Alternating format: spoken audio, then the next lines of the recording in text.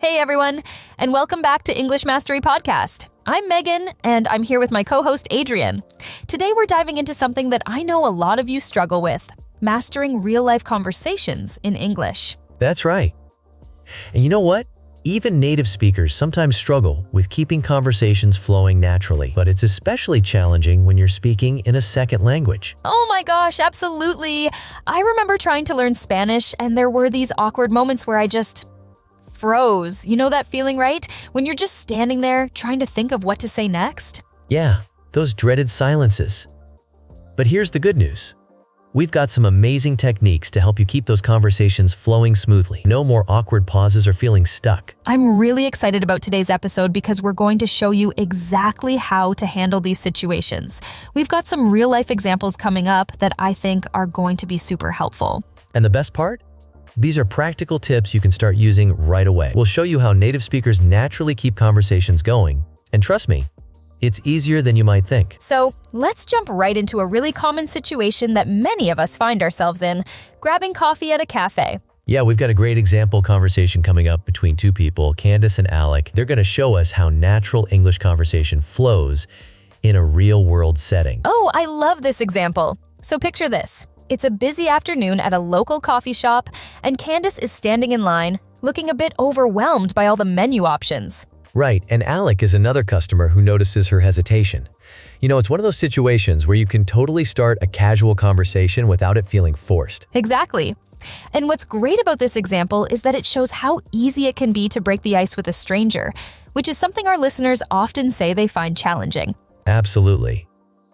And as you listen to their conversation, pay attention to how they use casual phrases and questions to keep things flowing naturally.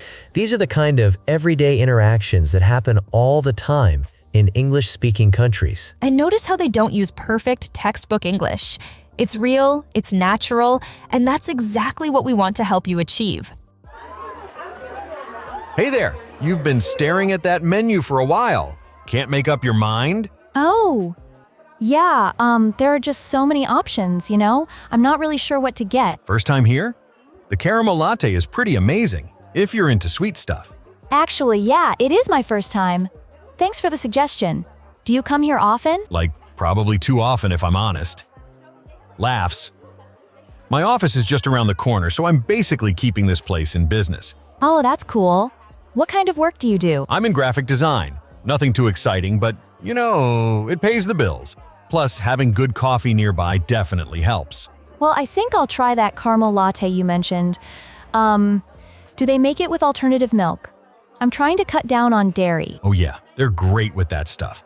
They've got like oat milk, almond, soy, pretty much everything. The oat milk here is really good. Makes the drink super creamy. Perfect. Thanks for helping me decide. It's always nice to get recommendations from regulars. No problem at all. Hope you enjoy it. Okay, did you notice how natural that conversation felt? I love how they used those little filler words and phrases. Exactly. Let's break down what made it work so well. First, did you catch how Alec opened with an observation? He said, "You've been staring at that menu for a while." That's such a natural way to start a conversation with a stranger. Yeah, and Candace's response was so realistic with those hesitations. Oh, yeah, people really talk like that, don't they? They absolutely do. Those little words like and you know might seem unimportant, but they actually make your English sound more authentic. Native speakers use them all the time. I also noticed how they kept the conversation going with follow-up questions. Like when Candace asked, "Do you come here often?" Right. And then look at how Alec responded. He didn't just say yes or no, he added extra information about his office being nearby. That's what we call elaboration. And it's super important for keeping conversations flowing. And did you catch those casual phrases? Like when Alex said, probably too often if I'm honest? That's such a great example.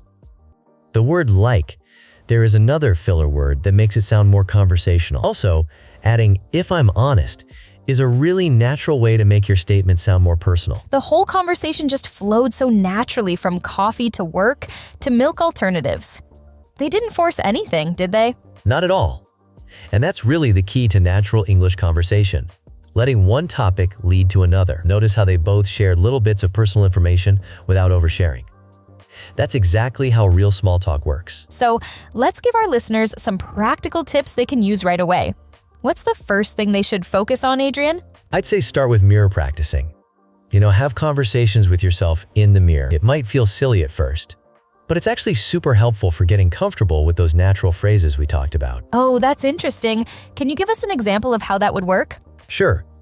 Let's say you're practicing ordering coffee. You might start with something like, let me see. I think I'll have, a large latte, please. Notice those pauses and fillers? They make it sound more natural. And I guess you could practice different scenarios, right? Like asking for directions or making small talk about the weather. Exactly. And here's another great tip. Record yourself on your phone. Then listen back and ask yourself, does this sound natural? Where could I add those little words like, or like? That's such good advice. What about when people are actually in real conversations? Any tips for that? Yes. One of the best techniques is what I call the question bounce. When someone asks you something, answer it and then bounce a related question back to them. Straight that for our listeners. Of course. So if someone asks, how was your weekend? Instead of just saying good, you might say, oh, it was pretty good, thanks. I went to that new cafe downtown. Have you been there yet? I love that.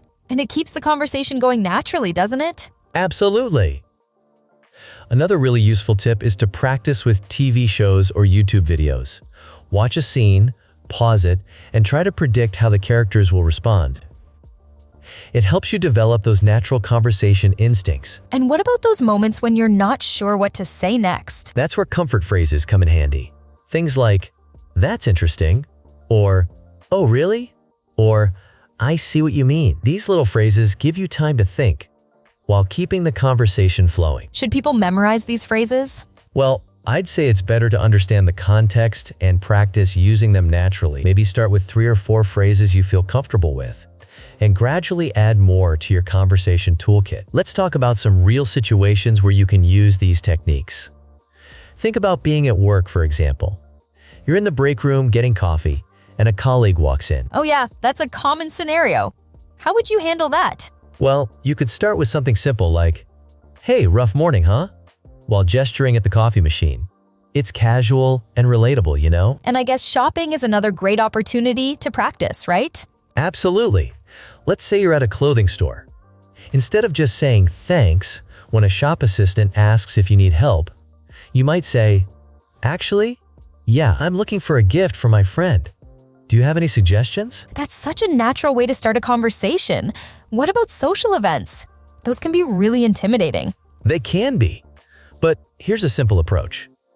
Let's say you're at a party and don't know many people. You might spot someone standing near the food table and say something like, these appetizers look amazing. Have you tried any yet? That's so much better than just standing there awkwardly. Right?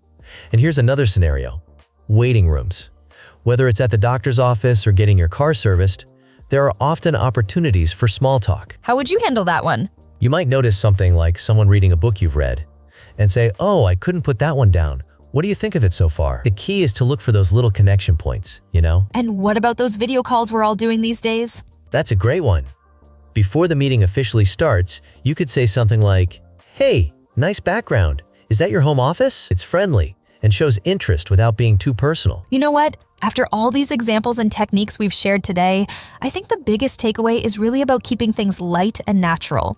Exactly. It's not about memorizing perfect phrases or stressing over every word. The real key is just being genuinely interested in connecting with others. And remember, everyone, even native English speakers, sometimes stumble over their words or have awkward moments. It's totally normal. That's right. Using those filler words we talked about, like and well, actually helps you sound more natural and gives you time to think. So just remember, keeping things light and asking questions is a simple way to keep conversations going. Yeah, and don't stress about sounding perfect. It's about connecting with people. Thanks for tuning in to English Mastery Podcast. We'll see you next time. Bye, everyone. Take care.